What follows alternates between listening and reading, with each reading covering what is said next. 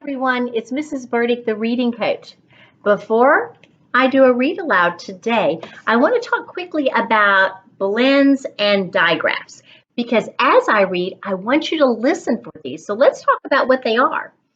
A blend is where two letters sit next to each other in a word and they still keep their same sounds. So I have B and L, and B makes a sound, and L makes the sound. So with this one, a blend would be blocks. So I can hear each of those letters. A digraph is where I have two letters, but now instead of making their own sounds, they come together and make a brand new sound. So CH now becomes ch, ch, brand new sound.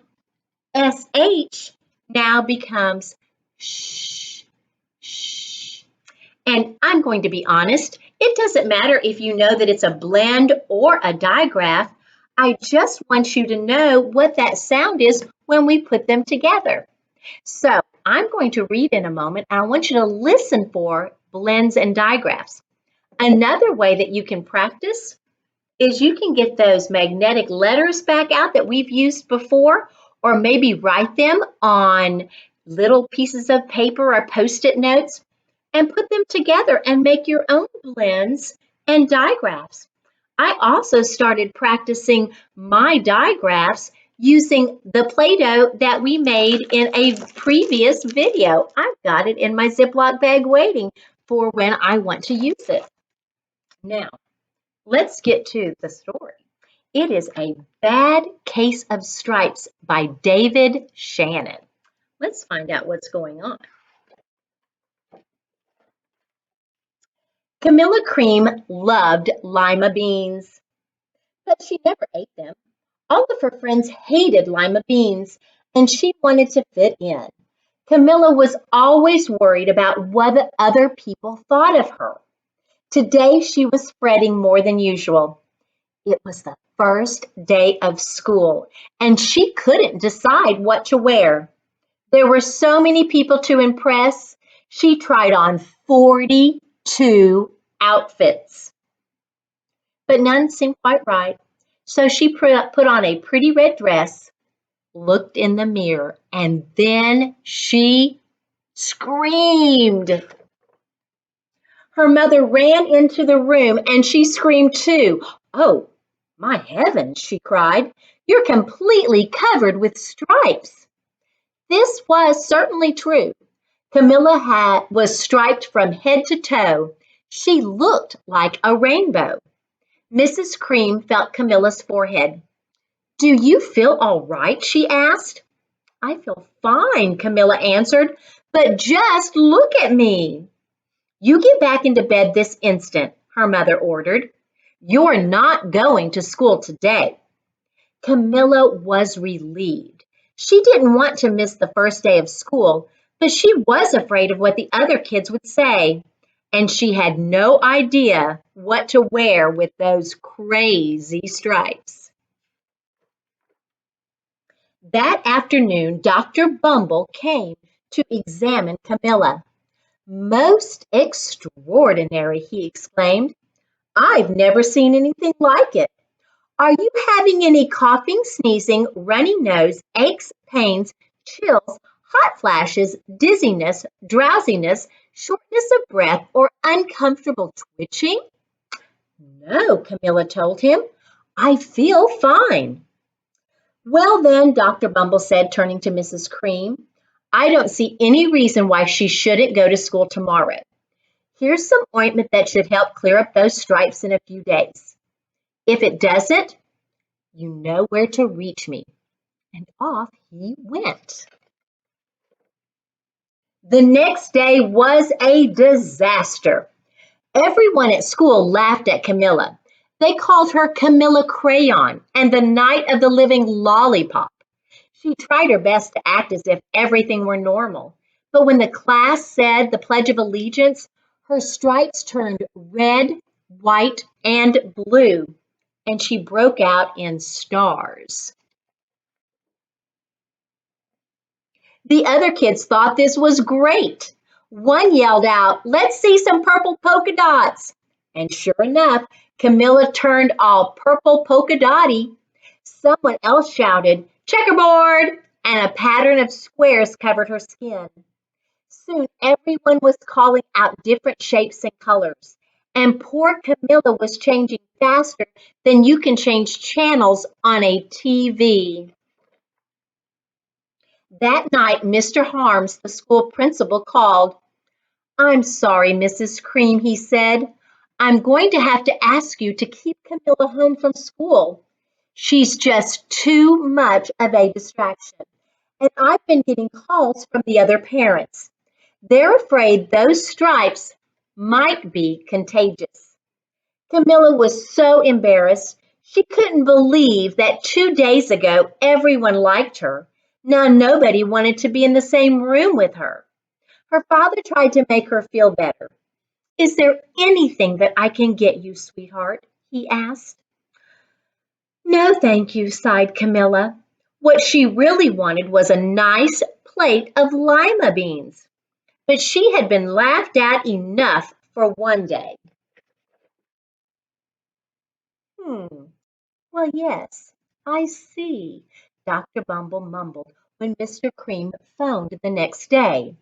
"I think I'd better bring in the specialist. We'll be right over." About an hour later, Dr. Bumble arrived with four people in long white coats. He introduced them to the Creams. "This is Dr. Grop, Dr. Sponge, Dr. Cricket, and Dr. Young." Then the specialist went to work on Camilla. They squeezed and jabbed, tapped and tested. It was very uncomfortable. "Well, it's not the mumps," concluded Dr. Grop. "Or the measles," said Dr. Sponge. "Definitely not the chicken pox," put in Dr. Cricket. "Or sunburn," said Dr. Young.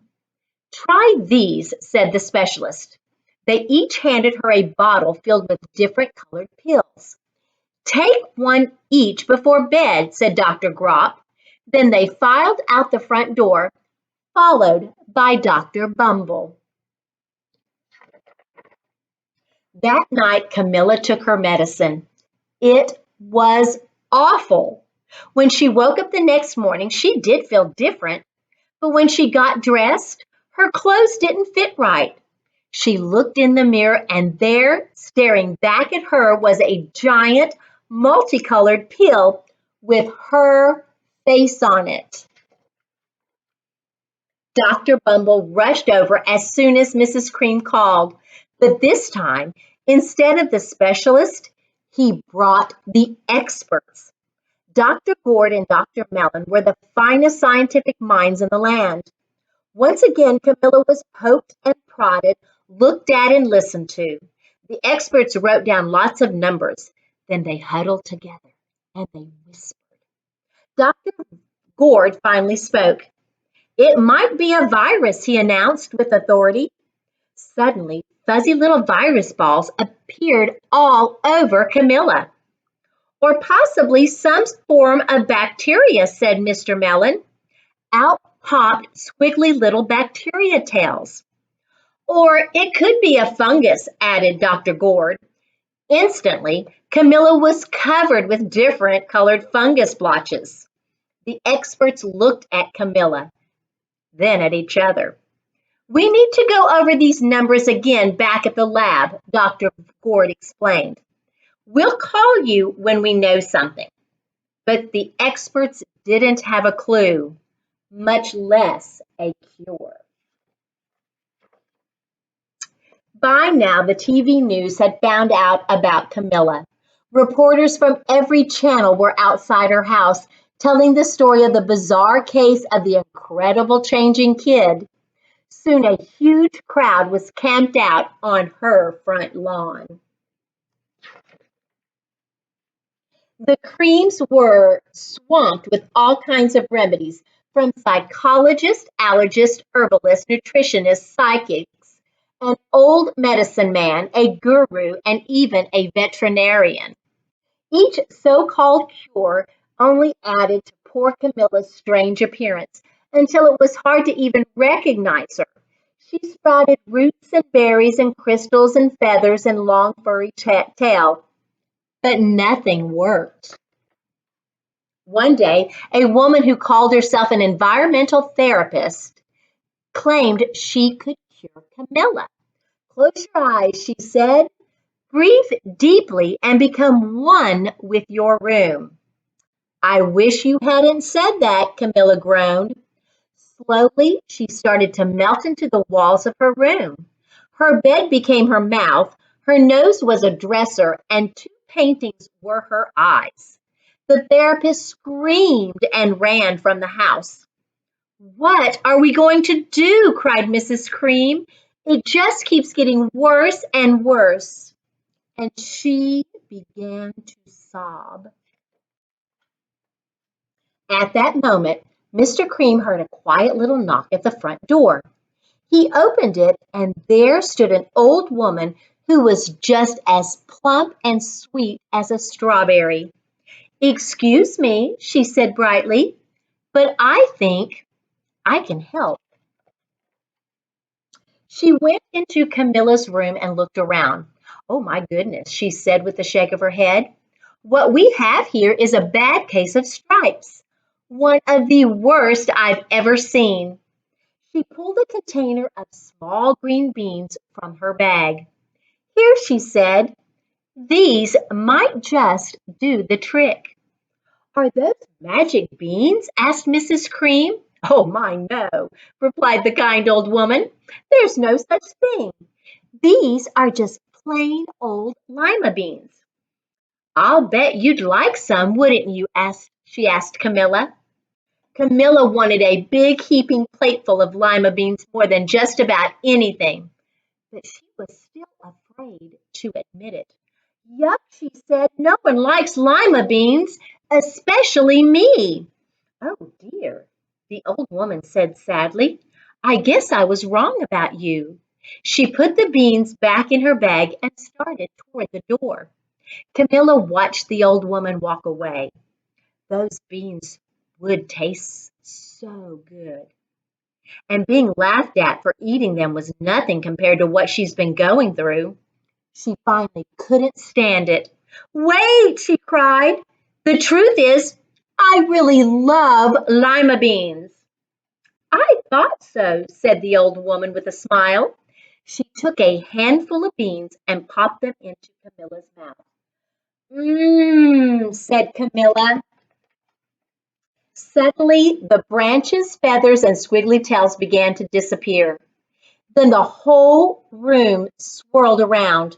When it stopped, there stood Camilla, and everything was back to normal. I'm cured, she shouted. Yes, said the old woman. I knew the real you was in there somewhere. She patted Camilla on the head. Then she went outside and she vanished into the crowd. Afterward, Camilla wasn't quite the same. Some of the kids at school said she was weird, but she didn't care a bit. She ate all the lima beans she wanted, and she never had even a touch of stripes again. Boys and girls, I hope that you enjoyed our reading of A Bad Case of Stripes by David Shannon.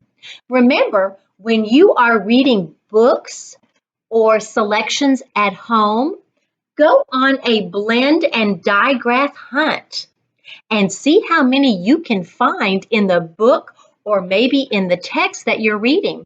Then you can build them with the magnets or maybe pieces of paper. You can write them, or you can take that Play-Doh again and you can build them with the Play-Doh.